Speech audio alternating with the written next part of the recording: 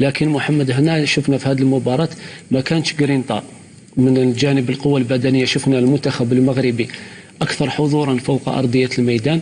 من الناحية التقنية الفريق المغربي محمد كان يفعل ما يشاء فوق أرضية الميدان. شفنا يعني لاعبين كيف يعني يمرون على لاعبي فريق المنتخب الوطني. نحس باللي يعني كاين هناك يعني نوعا ما المنتخب المغربي أحسن من المنتخب الجزائري. حتى في الهدف الأول كانت غلطة يعني وين اللاعب كان يعني يريد كان حاب يكوفري الكره محمد في التماس، وين اللاعب كان متفضل المنتخب المغربي اداها له راح يعني مرر الكره على الطبق لزميله.